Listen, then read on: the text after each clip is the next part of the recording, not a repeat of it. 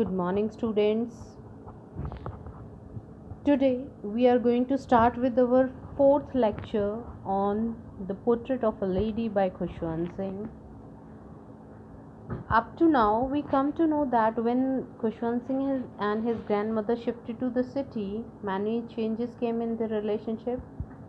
When he went to the university, the grandmother accepted her seclusion without any complaint. She accepted her loneliness. She adopted a different lifestyle, a routine in which she kept herself busy throughout the day.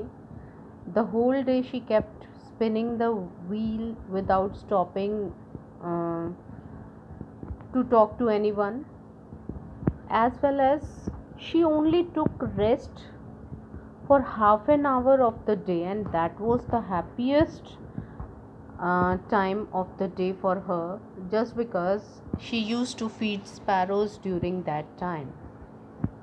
And when she would sit in the veranda to throw breadcrumbs, crumbs means small pieces of um, bread.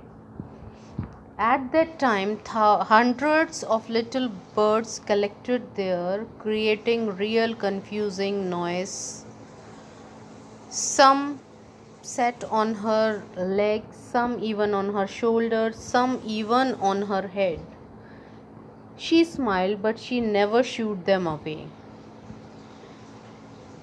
After university, after graduation, when Khushwant Singh wanted to go abroad, he had to go for 5 years. It was supposed that his grandmother would be sentimental, she would be emotional, but she didn't show her emotions at that time. Also, she even came to the railway station to see him off, but as usual, her lips moved in prayer, her mind was lost in prayer, her fingers were, as usual, busy telling the beads of her rosary. She only silently kissed on his forehead, which he thought that might be the last physical contact between them. But that was not so. After 5 years, when he returned, his grandmother was at the railway station to welcome him. But that day also, the very next day of his return, he found that for the grandmother, her happiest half an hour was to spend time with her sparrows, whom she fed longer and with frivolous rebukes. I have already given you the meaning of the words. Frivolous means non serious, rebukes means chiding. In the evening, a change came over her. The next day of Khushwant Singh's arrival, a change came in her behavior, in the behavior of grandmother. She did not pray. You can easily visualize that it was a big change. She didn't pray that day. She collected the women of neighborhood, got an old drum and started to sing. She collected the women of neighborhood and they arranged an old drum, started beating the drum and singing for several hours. She thumbed the sagging. Sagging means loose. For several hours, she means grandmother of Khushwant Singh. Thumbed means beaten. The sagging means loose skins of the dilapidated drum. Dilapidated means old and worn out.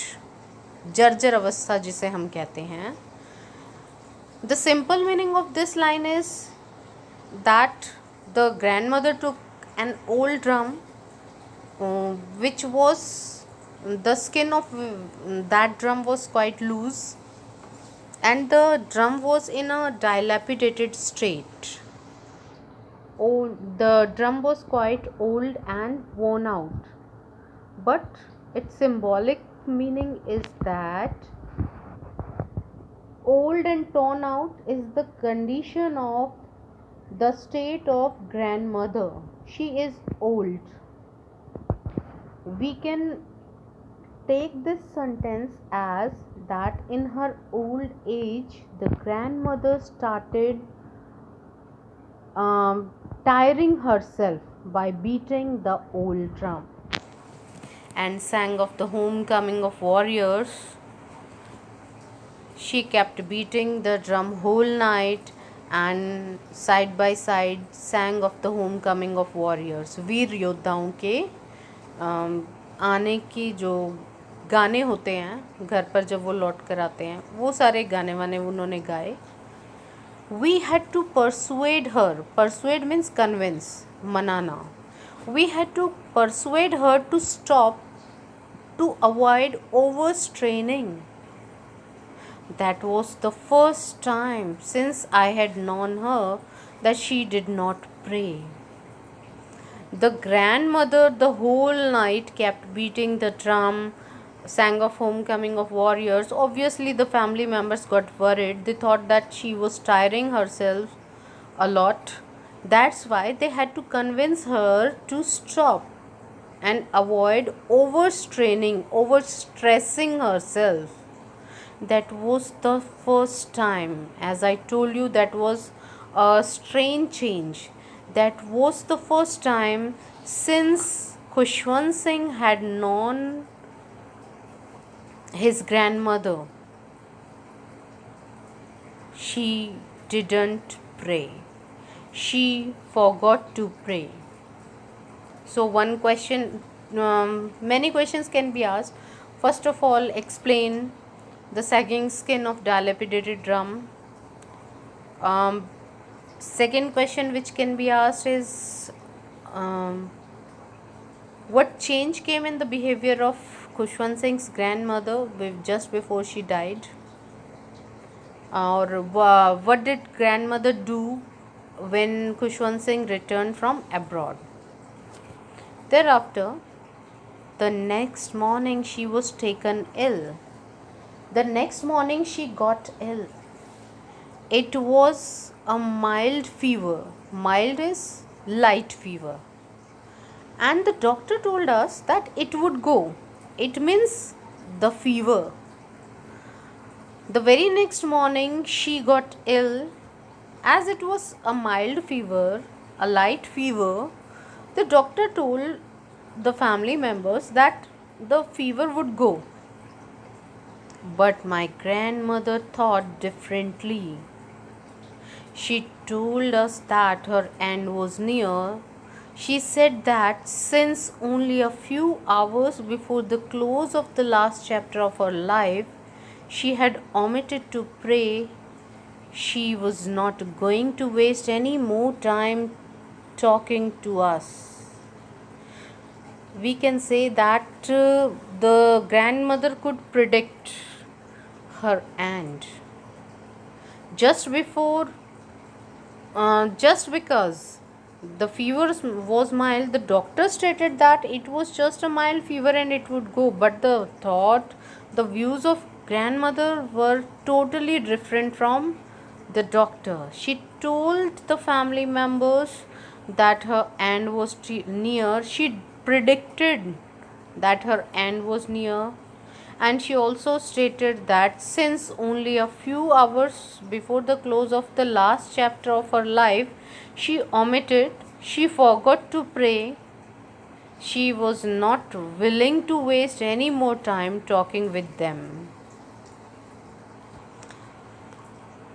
We protested, but she ignored our protest. Why did they protest?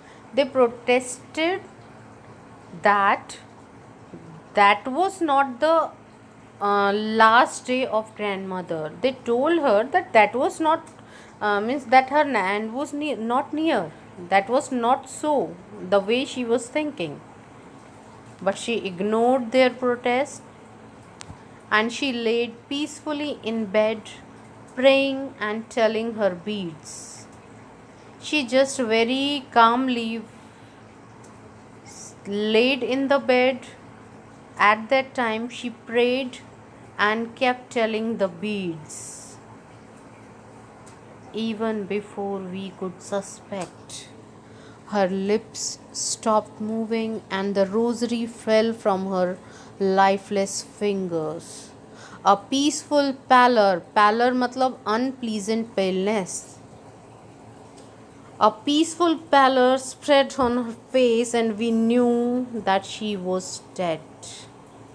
Even before they could suspect that she could die or something like that could happen, the lips of grandmother stopped moving, and the rosary, which she never let stop, fell from her lifeless fingers.